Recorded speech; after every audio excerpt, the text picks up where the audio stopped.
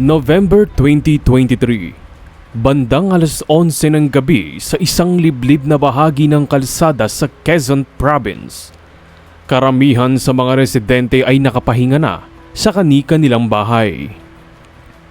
Sa gitna ng katahimikan, isang tricycle driver na pauwi na sana matapos ang maghapong pasada ang napahinto nang mapansin ang isang tila nakahandusay sa gilid ng kalsada. Sa una, inakala niyang kahoy lamang na nakaharang. Ngunit nang mas lumapit siya, napansin niyang isang babae ang nakahiga sa lupa. Gusot ang mga damit, may mga galos sa katawan at halos wala ng malay. Agad siyang bumaba sa kanyang tricycle at sinubukang kausapin ng babae. Mahina ang paghinga nito at hirap igalaw ang katawan. Sa sandaling yon, napagtanto ng driver na hindi simpleng aksidente ang kanyang nasaksihan. Dali-dali niyang isinugod ang babae sa pinakamalapit na ospital. Sa loob ng emergency room, agad siyang isinailalim sa masusing pagsusuri ng mga doktor.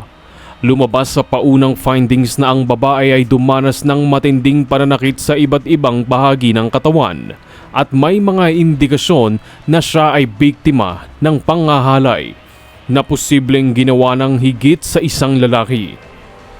Kinabukasan, kinilala ng pulisya ang biktima bilang si Janilyn Sebastian, 25 anyos, isang empleyado sa isang pribadong kumpanya sa bayan. Kilala siya sa kanilang lugar bilang isang tahimik ngunit masipag na manggagawa na araw-araw nagko-commute mula sa kanilang baryo patungo sa opisina.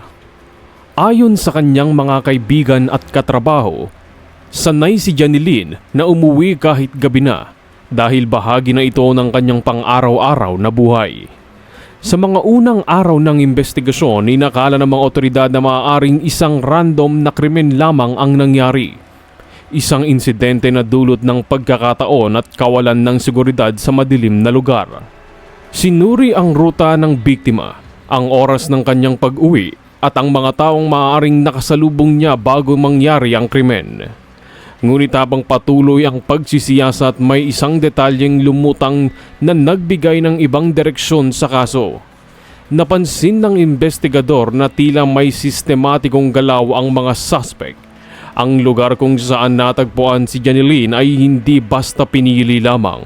Ito ay isang bahagi ng kalsada na bihirang madaanan ng sasakyan sa gabi at malayo sa kabahayan. Isang lugar na maaaring planuhin kung nais itago ang isang krimen. Unti-unting nabuo ang hinala na ang nangyari kay Janilyn ay hindi simpleng aksidente o random na pag-atake. Sa halip tila may taong nagplano at may malinaw na dahilan kung bakit siya ang naging target. Bago pa man mangyari ang trahedyang gumimbal sa kanilang bayan, kilala si Janilyn Sebastian bilang isang masayahin at masipag na empleyado sa isang logistic company sa sentro ng Quezon Province. 2 taon na siyang nagtatrabaho roon bilang administrative staff. At sa kabila ng pagod sa araw-araw na biyahe mula sa kanilang baryo patungo sa bayan, hindi siya kailanman nagreklamo. Para kay Janilyn, ang bawat araw ng pagtrabaho ay hakbang papalapit sa kanyang pangarap. Ang makaipon ng sapat na pera upang mailipat ang kanyang pamilya sa mas maayos na lugar na malapit sa bayan. Lumaki si Janilyn sa isang simpleng pamumuhay. Sanay siyang maglakad sa makikitid na daan at dumaan sa madidilim na bahagi ng baryo kahit madaling araw o gabi. Dahil dito naging matatag ang kanyang loob at hindi madaling matinag sa takot. Para sa kanya, normal na bahagi ng buhay ang maglakad ng mag-isa, lalo na kung ang kapalit nito ay ang kinabukasan ng kanyang pamilya. Sa opisina, kilala siya bilang responsable at mapagkakatiwalaan. Madalas siyang unang dumarating at huling umuuwi. Sa gitna ng abalang schedule, hindi niya nakakalimutang maglaan ng oras para sa kanyang pamilya at mga kaibigan. Ayon sa kanyang mga katrabaho, si Janilyn ay isang taong may malinaw na direksyon sa buhay. Tahimik ngunit determinado.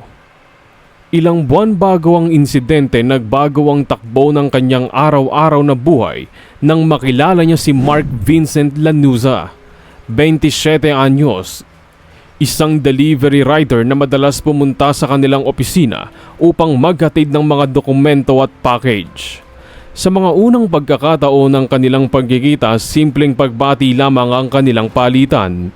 Ngunit habang tumatagal, napalitan ng formal na usapan ng mas magaan na pakikitungo.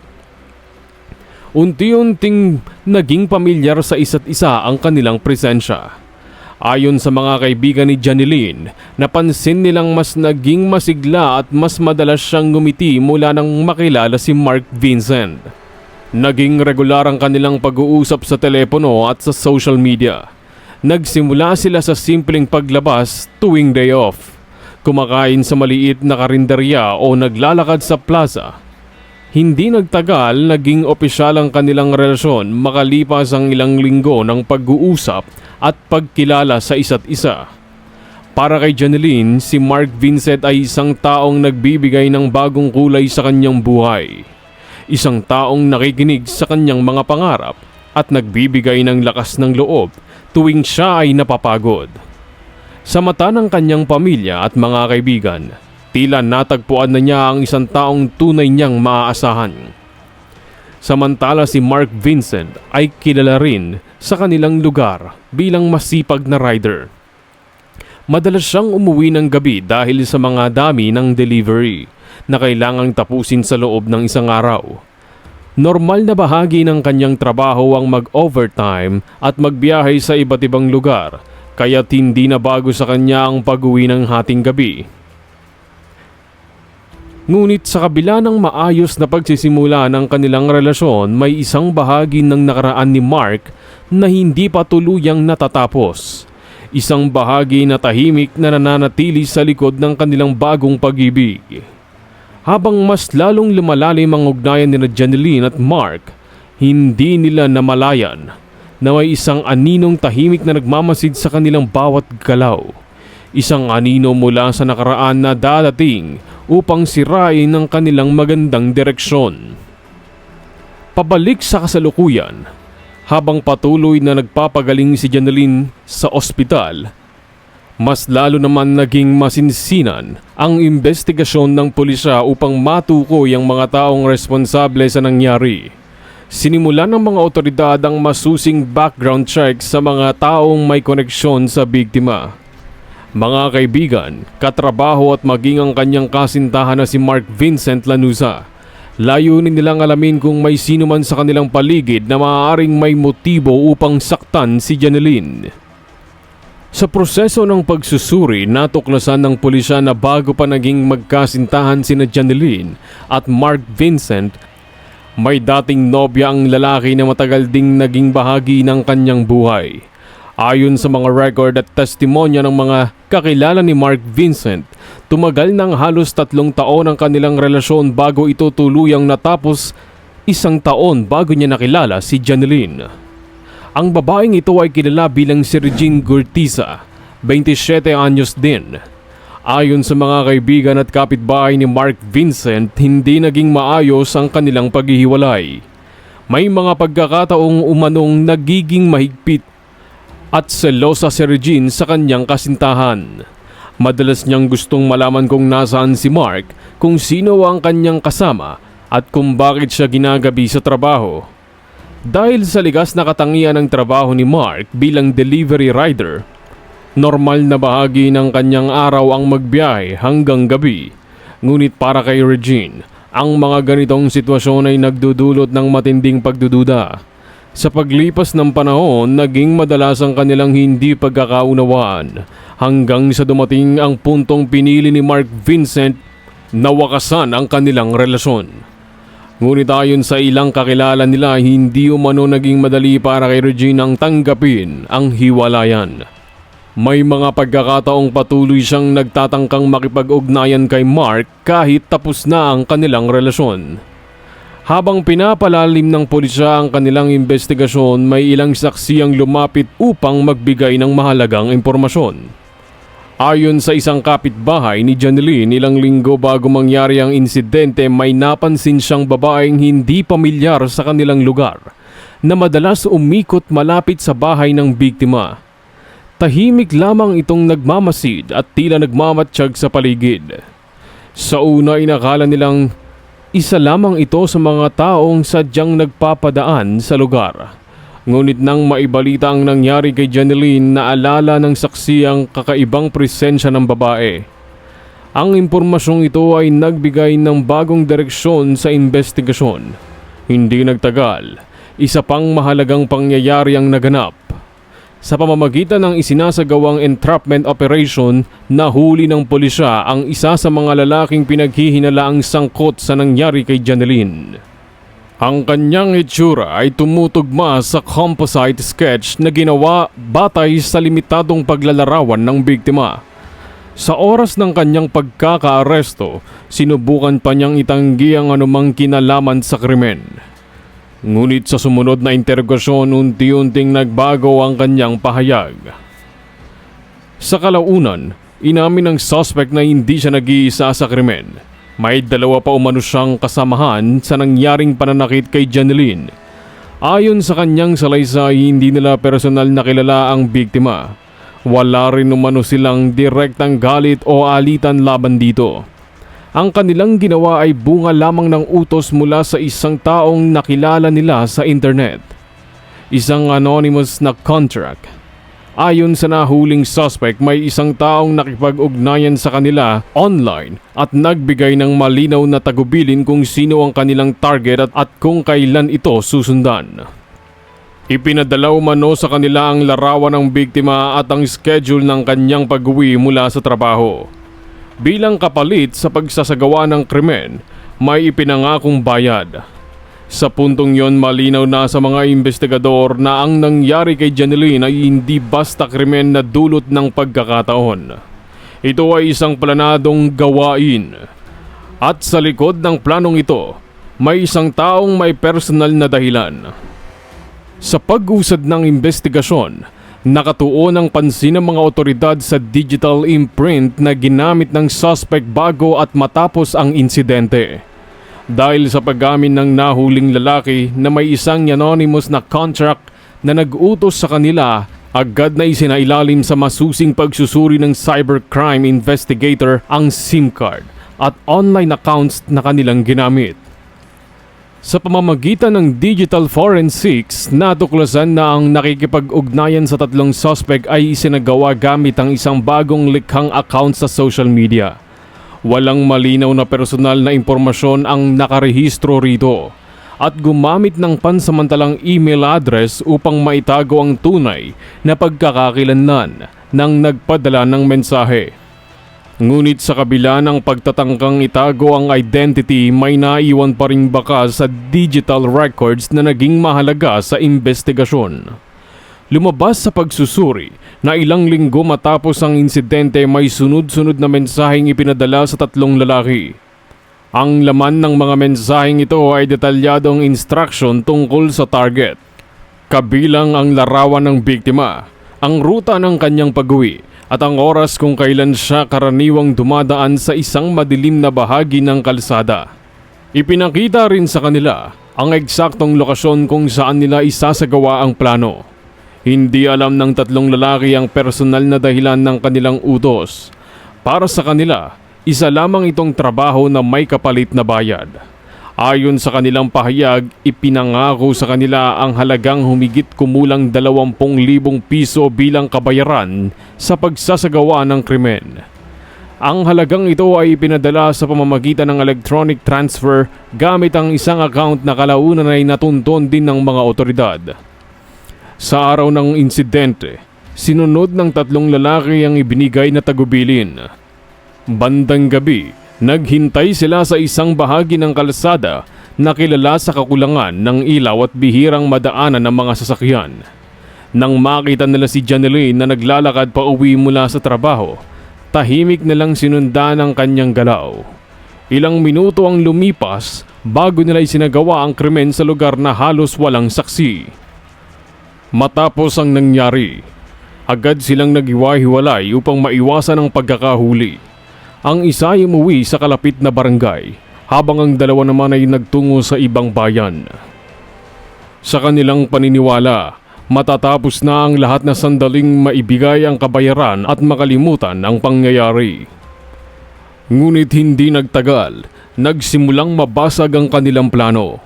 Sa pagpapatuloy ng masusing investigasyon, nakatuon ang mga otoridad sa pagtunton sa pinagmula ng anonymous na komunikasyon na ginamit sa pag-uutos ng krimen. Sa pamamagitan ng koordinasyon sa telecommunication providers, natukoy ang eksaktong lugar kung saan nagmumula ang signal ng device.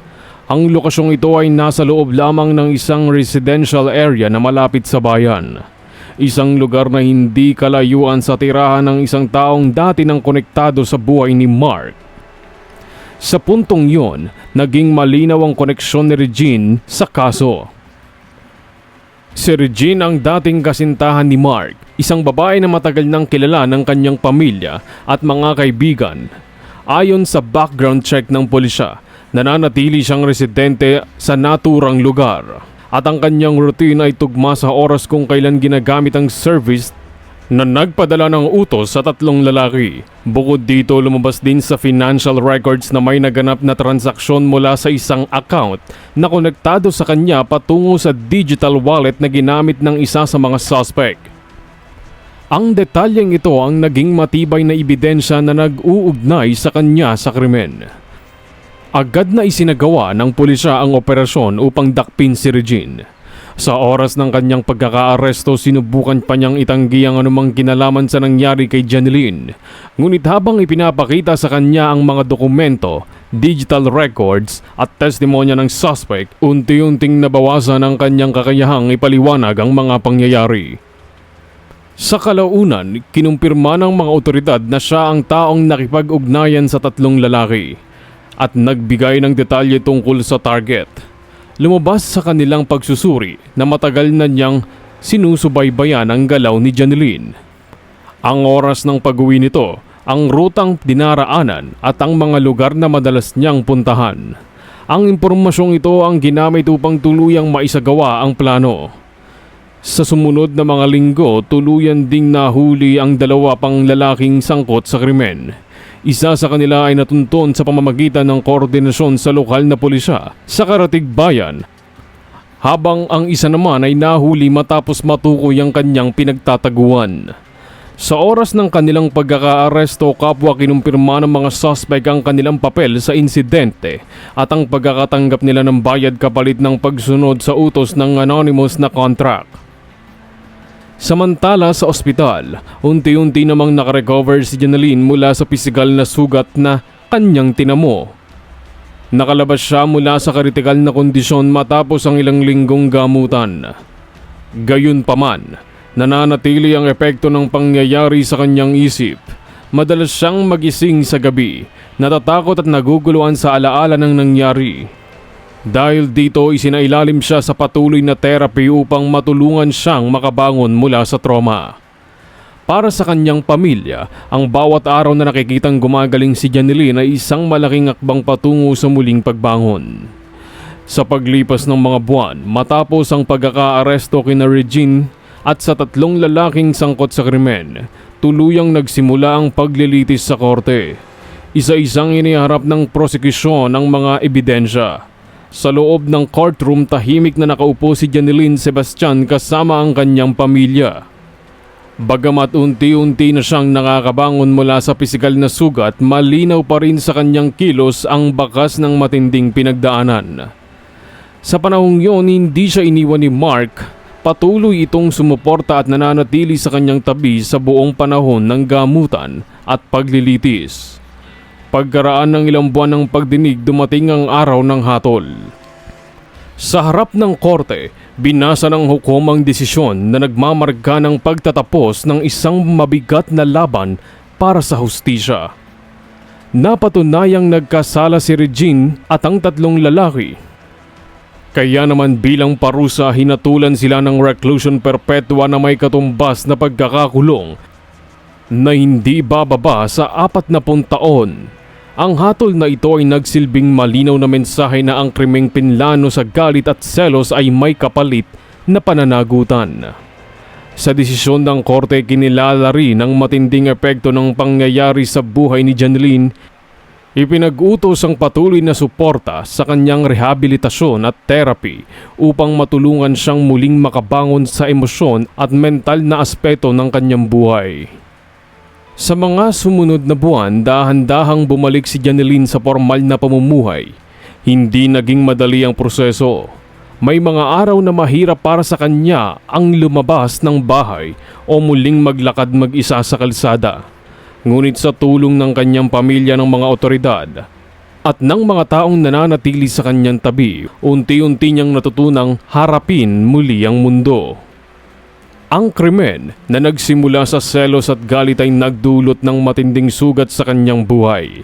Ngunit sa huli, ang parehong krimen na yon ang nagbigay daan upang maipakita ang pangil ng batas at ang halaga ng hustisya.